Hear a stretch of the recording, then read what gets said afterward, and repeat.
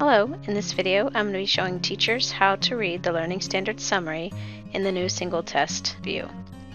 Once you are on single test and you find the assessment and open it, you have 3 tabs across the top, all about this one single assessment. We're going to be covering the Learning Standard Summary tab in this video.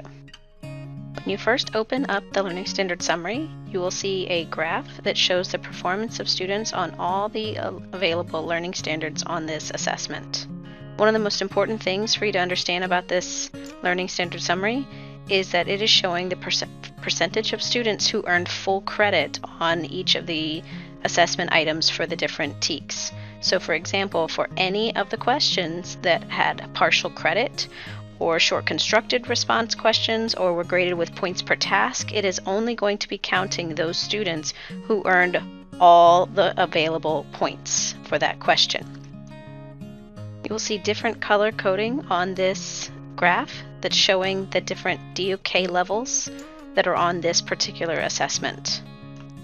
So for example, hovering over this number 2 right here is showing me that for this assessment, TEK 5.3b, it was a DOK 2.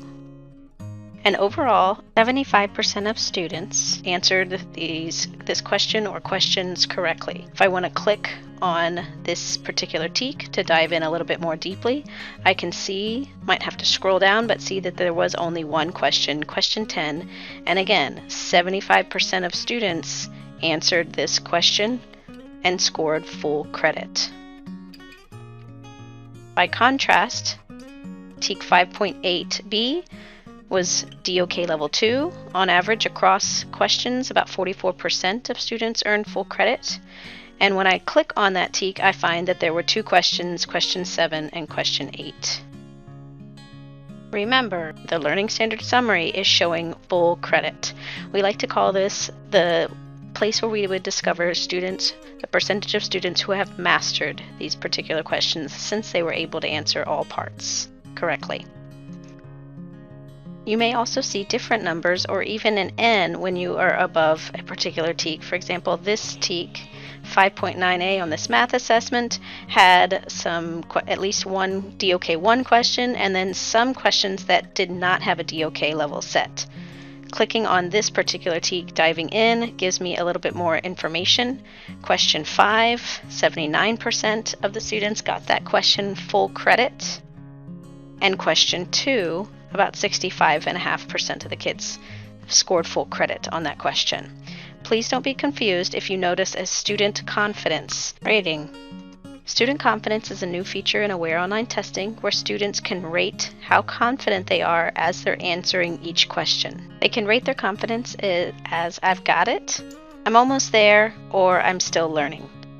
On the Learning Standard Summary, since it is showing mastery or full credit, it is only going to show the percentage of students who rated themselves as highly confident, saying, I got it. We highly suggest that you educate your students about this new feature and encourage them to rate themselves as they are taking Aware Online tests. Let's dive a little bit more deeply into a TEK that has multiple questions. So for example, I have selected 5.8b on this assessment. Overall, across these DOK 2 questions, about 44% of students answered and earned full credit for these questions.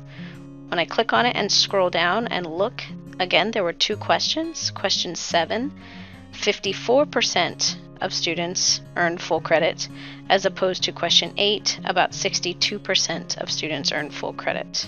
Notice that the average for 5.8b, the overall performance, is not an average of these 2 numbers.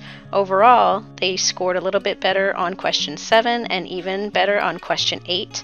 But again, overall, this is only 44% of all of my students who earned full credit on both questions. You'll learn more about differences between the Learning Standard Summary tab and Item Response Analysis tab in a subsequent video, but for now, please know that Learning Standard Summary is all about mastery, the percentage of students who earn full credit, whereas when I look at the Item Response Analysis, this is percentage of students that earned any points. It's important to look at the differences between mastery data on Learning Standards Summary versus formative data on item response analysis, because it just kind of gives me a little bit more understanding about how far along my students are in their journey towards mastering this standard.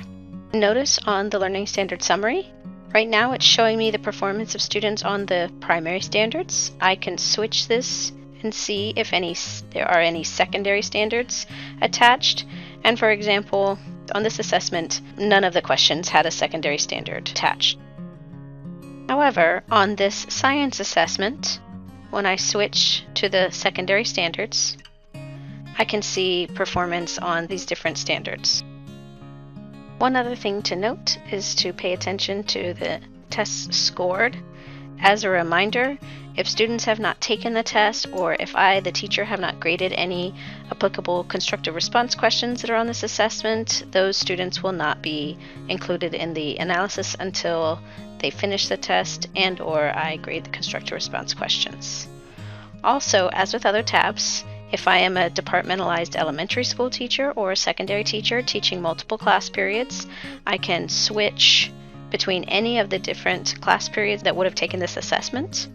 I can select one or multiple class periods, click Apply, and it will recalculate my Learning Standards Summary results based on the one or multiple class periods that I have selected. And deselecting the class periods and clicking Apply will return it to my original overall summary results for all of my students.